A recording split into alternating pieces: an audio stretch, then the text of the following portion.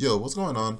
Today, I wanted to kind of go from the perspective of someone who's highly invested into Zhongli, triple crowned him and min-max his artifacts as much as I could, and kind of give you my perspective on whether or not he is a must-have character, a decent pull, amazing pull, or a skippable pull, right? Especially with new characters like Yai coming out and potentially, new regions coming out with new characters coming in. Is he really? Do you really need Zhongli? Like, is he meta, or even just for people who casually enjoy the game? Like, how much would you need Zhongli? Personally speaking, from me using him essentially like as long as I can remember, he's a unit that I used my first ever 100 pack in Genshin on to get him and his weapon, the Vortex Vanquisher, back then, as well as C2. Like he is a character because I was a budget player, low spender. Back then, but when he came out, I said I'm gonna put everything towards him. I'll put the whole bonuses towards him. And as you can see, even with when I switch over to the Vortex with his artifacts, I've min-maxed to the 17140 for him.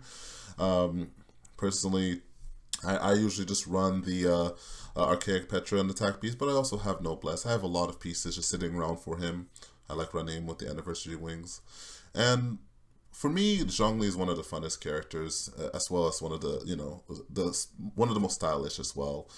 If I had a created character, to be honest, it would look like Zhongli anyway. So I don't. That's why I don't really care. I do. I love having fun with his pillars, solving puzzles with his pillars. Though of course there are downsides to it. It's not all sunshine and roses with Zhongli. There are limitations to his shields. Like there are more and more anti-shield mechanics that are being released through the game. Obviously, like this burning that cannot be protected, and so you can't just like a lot of the time it's becoming less and less viable to have healerless teams with him. Though I do love just being able to like for C1. I enjoy C1. Obviously, it's not. I don't personally think it's a must-have, but I do love like being able to set it and it's killing the enemies while you're kind of setting up. Personally, I'm kind of showcasing the builds before C6 Girl came out. Look how high I was able to get Zhongli's stuff beforehand. I don't really like the builds where or the teams where I completely focus on Zhongli's burst. I'm just sitting around kind of farming energy on the whole team, waiting for all the cooldowns to go down before I can use Zhongli again. Even in a triple duo comp with C6 Goro, I was able to push it much higher, as you can see, and even past this, I was able to push it to, you'll see the number soon.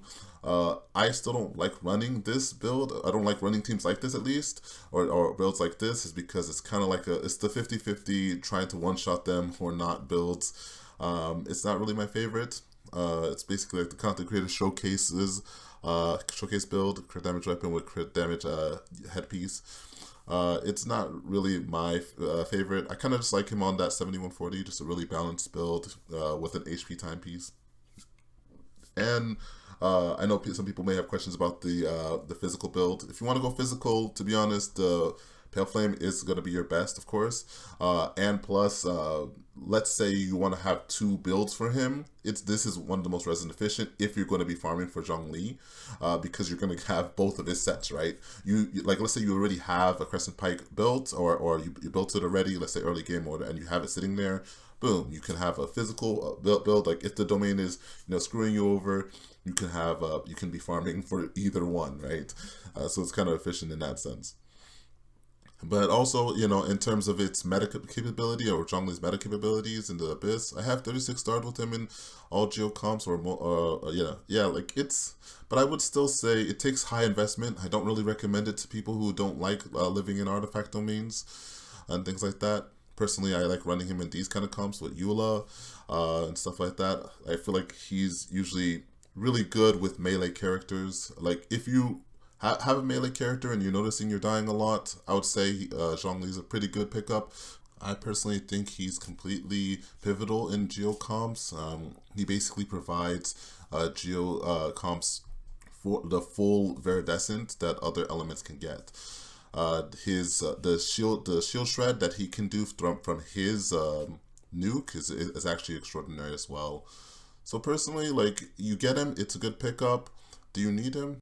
Depends on the teams you're using. Do you have enough damage protection on your teams, or do you have a fully invested Diona that works well enough for you?